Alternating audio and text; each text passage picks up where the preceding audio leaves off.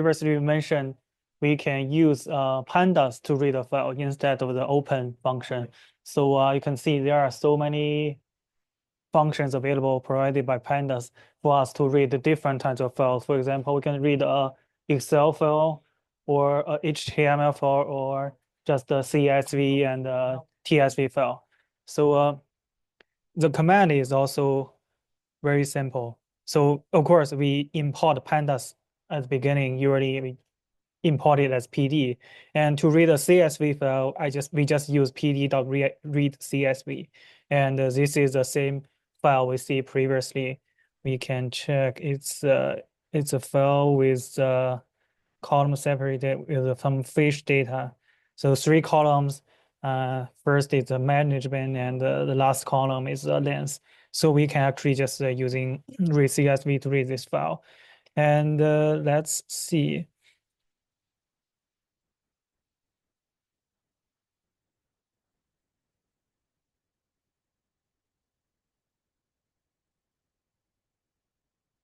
Yeah, once it's read, we can use this dot head function to access the first 5 rows of this data frame. You can see if you can have like a very basic look about the data and see if it's okay.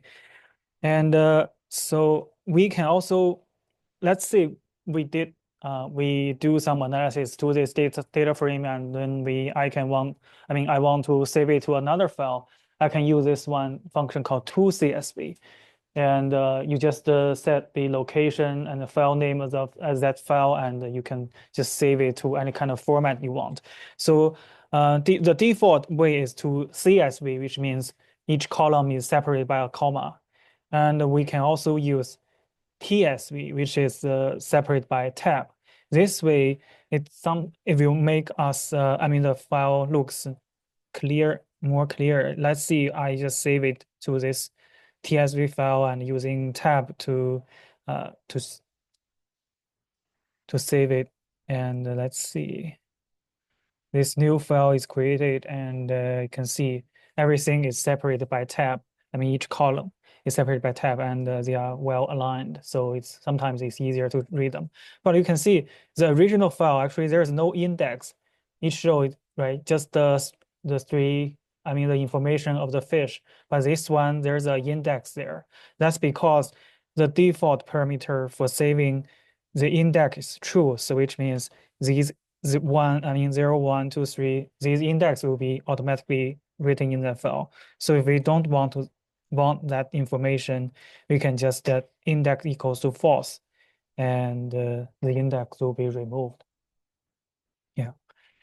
And so also we can, for the same file, we can only read the first file, like few rows, to make sure that if this file is super large, we don't want everything to go into the memory and crash our computer, right?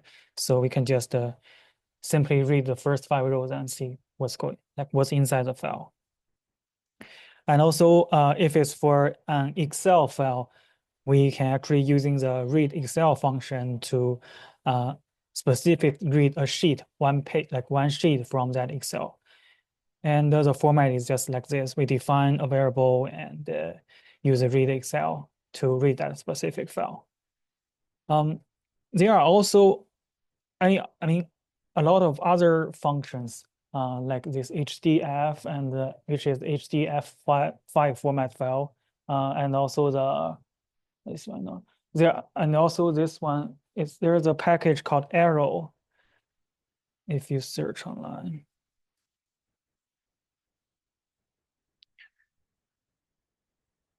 it has R version and has Python version. This package allows you to use like a very small amount of memory on your computer to save a very large file. So assuming if it's a TSV file, it could be 100 MB, but if you save using Arrow, it could be just 10 MB. So save you a lot of memory. But I won't talk about details of these two formats, but they are very similar to this read CSV or read Excel. It's just you can just assuming I want to use read file, I can just search Google, and if you gave us like all the functions and an example to how to use this file. So just try to use search it whenever you need this kind of packages. And yeah, that's how we can save a file using pandas. And any questions? No? Yeah, very convenient compared to that open function. So let's then learn these data frames. So there are two types of data frame. One, actually not two, but I mean one is called series, which is just one dimensional. It's like a array-like data frame. And while the actual data frame, when we mention this word, which usually means a two-dimensional frame that has row information and also column information. So to create a series, which is a one-dimensional thing, we just can use a list to create this series. And also we can add some index for this array to make sure that everything can be assigned at a corresponding name. So let's see. We created and we can see each element has a specific index, and we can actually using the index character index to access that element. For example, A corresponds to -5. Yeah, it's just like an array, but the index is not an integer, but a string. And we can also create a series using a dictionary. We talked about dictionary previously. It's like a map, like a key. Each value there's a key and its corresponding value. So if we create a series using dictionary, the dictionary would just, I mean, the series will just has their key as index and their value as a value in the series. And we can also use, I mean, assuming I want to create a new data frame and I just want information of these states. I mean, I don't want the Utah information, so I can create using this index to create a new series. But you can see here, this California, the corresponding value is NaN, because our original data frame series doesn't have California. So, but we gave it here, so there's nothing. It can find nothing. So it just create an NaN value. This is actually the one of the most critical part when we do data analysis. Identify those NaN values, because people, when they created these tables, usually those people, they don't know anything about coding, so they just use Excel to extract, like to record all the information they have.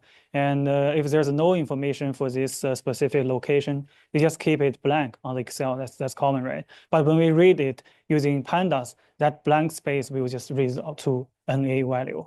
And if it's a huge table, maybe we check the first 5 rows, it looks looks great. And we do an algorithm on that data and report like the algorithm failed because of NaN values. So it could be just 1 or 2 missing blanks, but we have to figure out those locations and then exchange those NaN values.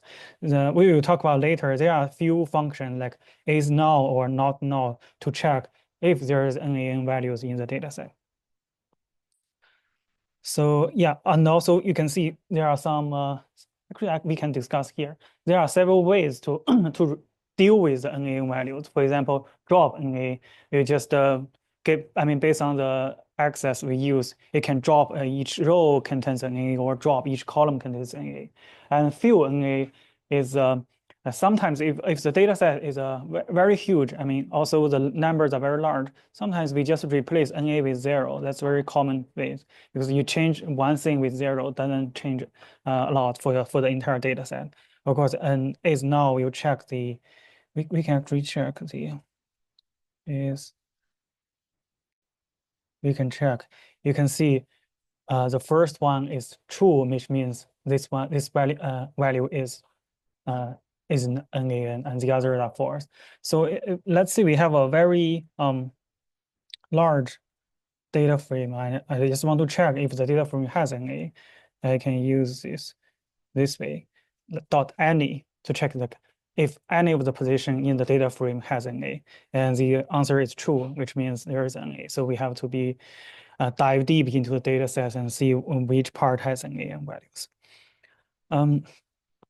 So another thing for data frame, like similar to the NumPy array, we can add two arrays. Data frame is the same, but if we add this objects 3 and 4, you can see because Ohio and Texas, these three states, their information are in both two data series, so their values are added up together. But for California and Utah, they just exist in one of the data frame. So just NaN there because it's missing in either one of the data series.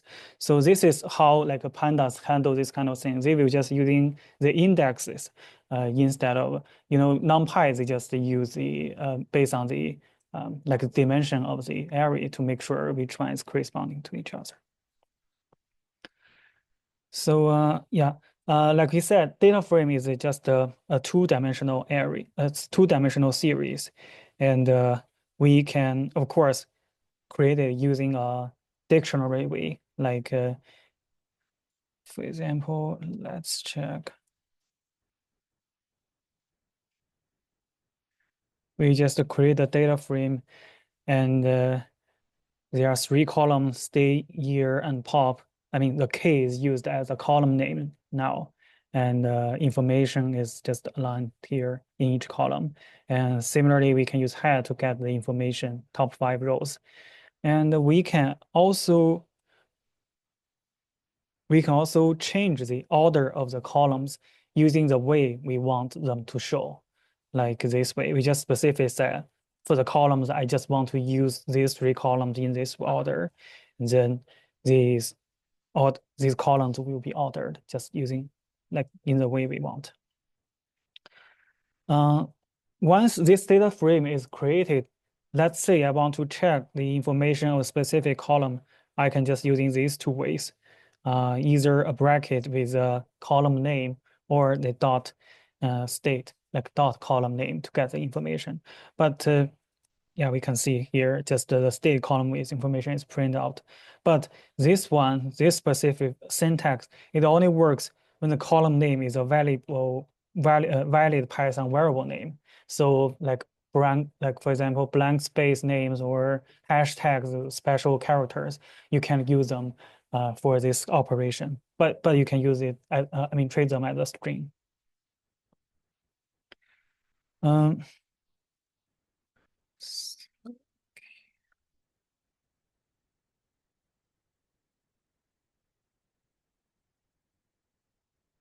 Yeah, so if I want to get instead of get each, specific column, I want to get a specific row. So I can use this function called LC, like location of. So this is like the default way is to get the row information. Just here's 3 is not, it's not an index. I mean, the third one, instead it's just this 3. That's the index. If we can actually, can see an example. This one.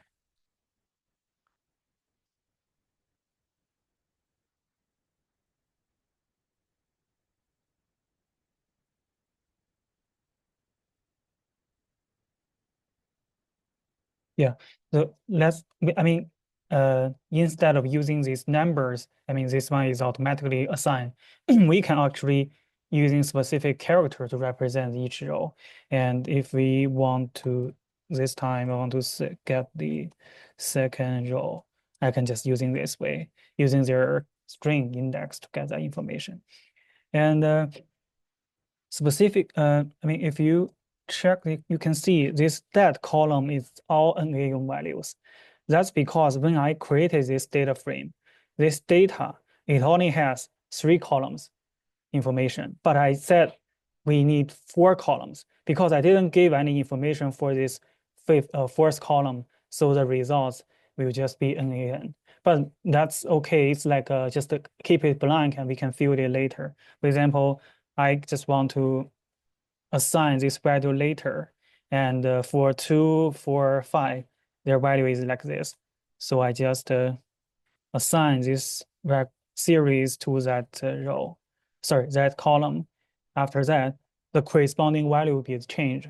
All the others will just remain the same, and we can change it later. So um, another common used operation is like sometimes we have some information we just want to assign it, I mean, give it, add the new columns to the data frame. And so we can just using this way, frame bracket and the new name of the new column, and then put whatever information we want to assign it. Here I use frame2.state equals Ohio. So it's like a Boolean variable comparison. If it's true, I mean, if the state column value equals to Ohio, the corresponding value in the new array will be true, otherwise it will be false. So let's see. Oh, we can check after this one, a new column is added, and if it's Ohio, it's true, otherwise it's false. And let's see if I want to remove a column, I don't need it anymore. Or I don't want to share this information to another guy. So I can just using del function to directly delete that specific column. After that, that column is deleted. You can see this one, I mean, for the previous many operations, usually I need to assign this value to this, to change it to specific change this data frame. But this one actually, you don't need to do that. This automatically applied, this del function is automatically applied to the original data frame. So that's how it works. And there is also another function we will talk about later. It's called drop. For that drop function, it can also remove a row or remove a column. But that one, you have to specifically change it because it will create a new data frame. So there's another way to create a data frame. Like if I already, I mean, I know the column name, I also know some like row index names, and I know I can actually using a data frame, sorry, a dictionary within a data dictionary. This way to create two-dimensional matrix data frame.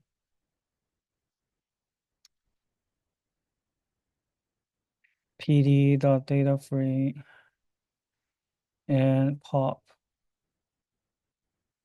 df.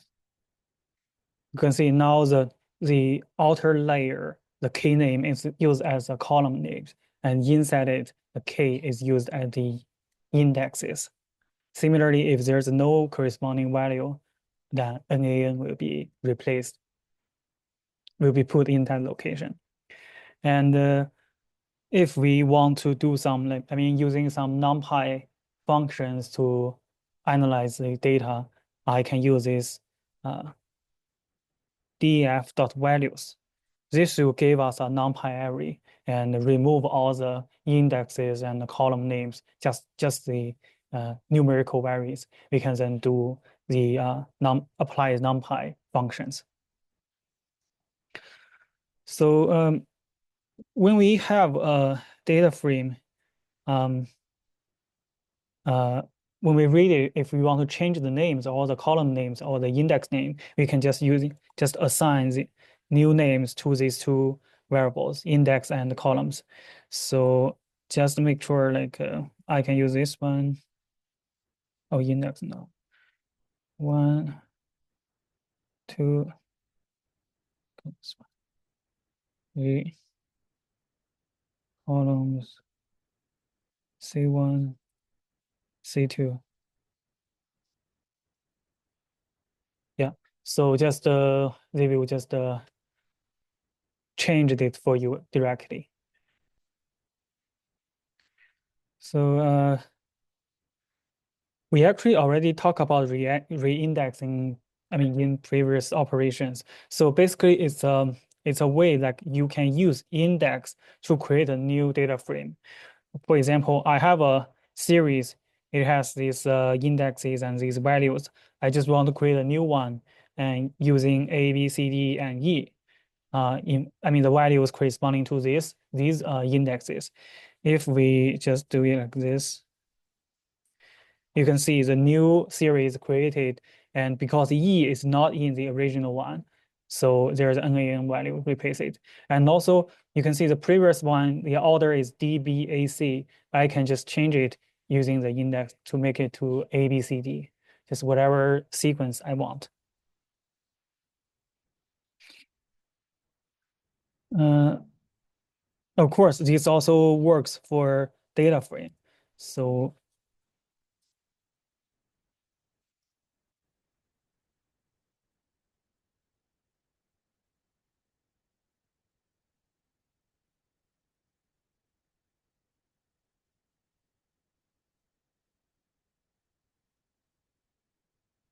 So this is the original data frame. We just get the A, B, C, D row, and because B is not in there, so it's NaN. And we can also just using the Texas and the California column to create a new one. But this time we have to tell the function that I need the column information instead of I mean index information to reindex this new data frame. So like I said, different, I mean, similar function, this drop can also remove rows or index. But if I want to,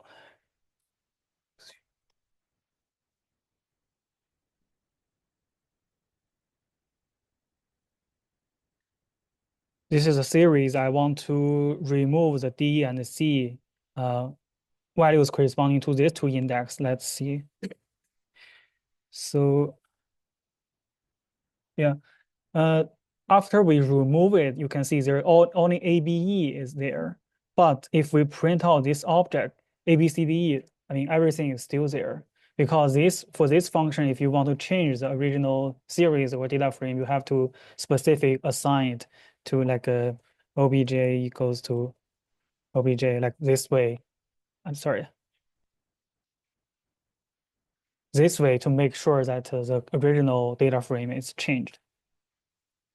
Similarly, if it's a two-dimensional data frame, you can drop it, I mean, drop each row using the drop function, or drop its column to by specific set. I want to do it along the columns.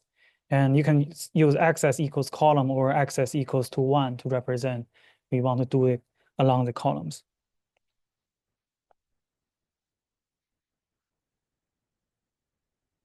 So So we can, I mean, this one, indexing is very similar to NumPy. Like we can use a numerical index to access it, or we can use the Boolean verb, I mean, comparison to filter out the data frame. And another way is we can use this dot LOC, I mean location, to get the information. There are actually several functions. You can read it later, but actually main difference between these two is this ilog, you can use a numerical index to do that. For example, if it's this one, data, I can just use 1 to get to, let me see, 1 is where, yeah. So to get this information.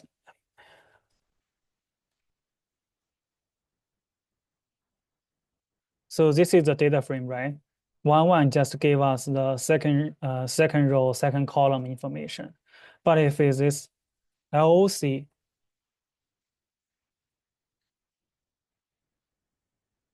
if I just using LOC to do that, if you report an error, because this function, it only allows the string and index as input. So we can see if it's Ohio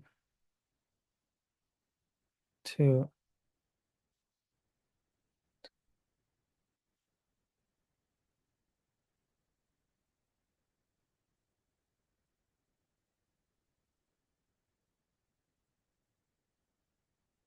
Oh no.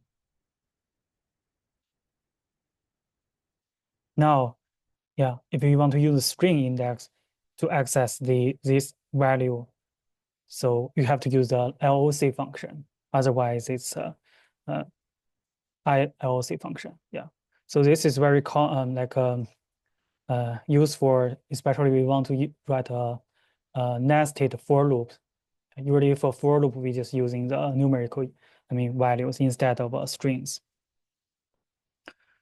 So because although it's a data frame, data frame contains data, right? So it also support all these kind of arithmetic uh, calculations. Um, except these things, they are added together not based on the dimensions, they are based on the indexes. We actually have already talked about that.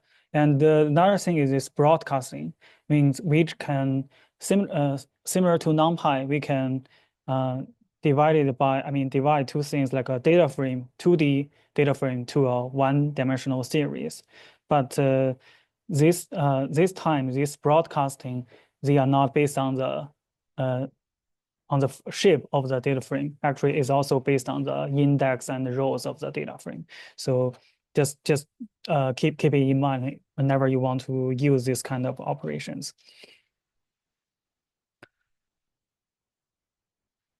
So any questions about the thing we just talked about? No? Okay. So another thing we need to remember is like Python, data frame that can be used for this lambda expression functions. This one, lambda x, means this function means I just use the maximum value to minus the minimum value. So if I apply this function to this data frame, it will just give us I think it's a column. Uh, Yeah, it will just give us the column, like for each column, it compute the maximum value and minus it by the minimum value and output the results. And if we want to do it element-wise function, so we have to use this function called apply map. This is a similar function, except its usage. It just change the numbers into the significance level to two digit after the decimal point. So we can just do it like this way, and it will be applied to every element in the data frame. So once after all these pre-processings, usually we need to do something to the data. And Pandas provided many functions.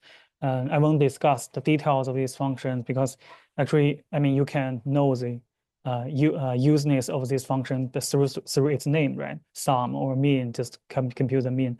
I'd like to share you this function called describe. This is a assuming you have a data, you don't know, you have no clues about it, you can just using describe to give you some basic statistics with data so that you have a view about how this data look like, especially like the minimum value, maximum value. You can say, you can know the range of the data, and then if the range is very large, you might need to consider like a normalization or those things, which we will discuss later in this course.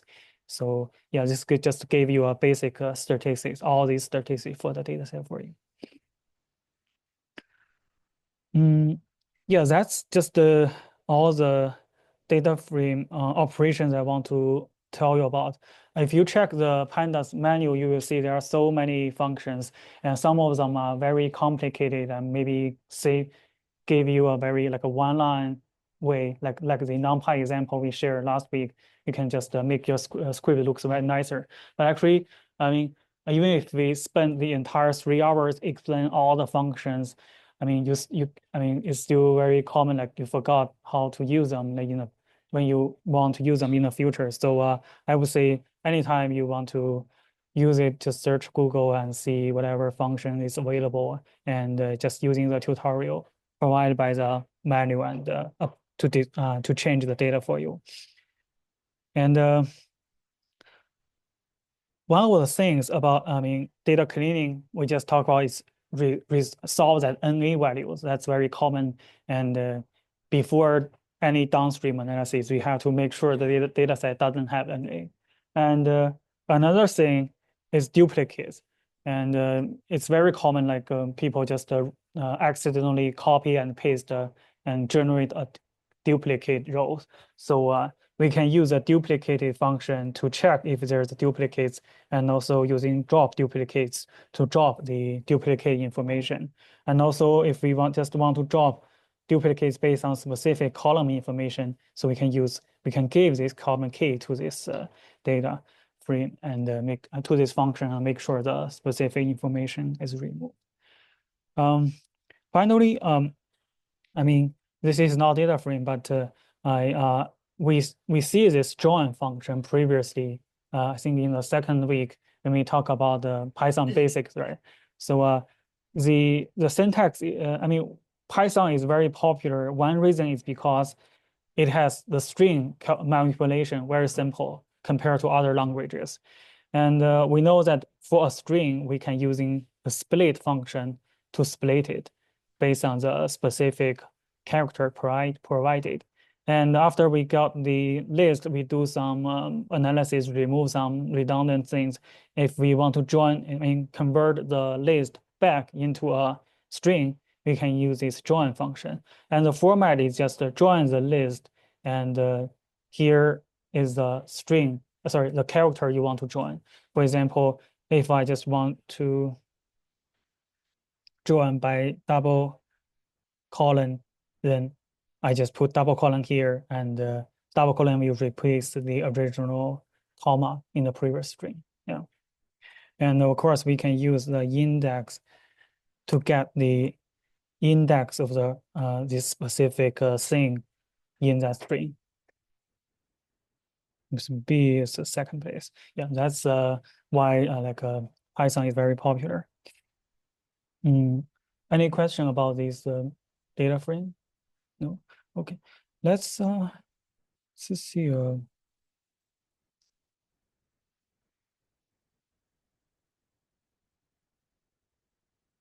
Let's see a small example, and small exercise, and like how we can do some basic data manipulations. I have uploaded this fish file to Moodle. You can download it, and for this specific task, we need to extract those rows that management equals protected and short equals healthy, and the length is larger than 2. We'll give 10 minutes for everyone to try to solve this problem.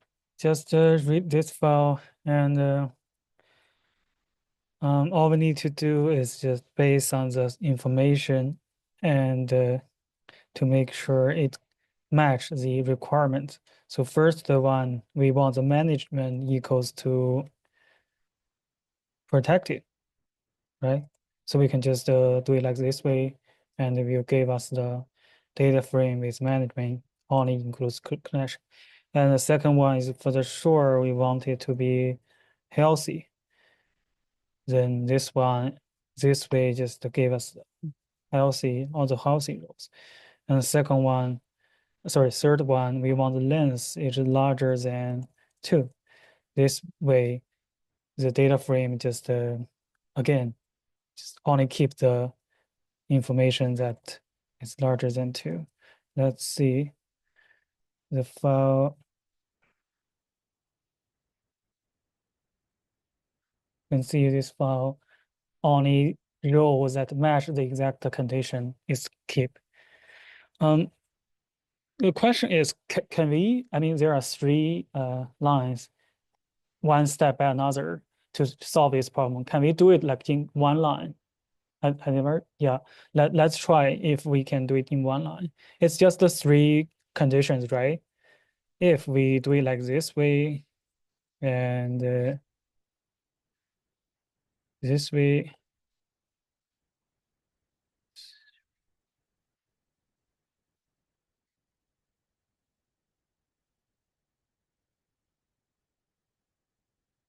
Anyone try this method?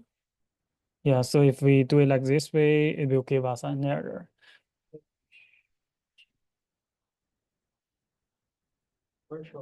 Yes, that's correct. Because this kind of comparison actually give you a series information like a true or false information. If we want to do comparison, we have to use the logical and operator do that. If it's this way, then that's correct. And you still got the same answer. Yeah. So we will have an exam next week, same time here.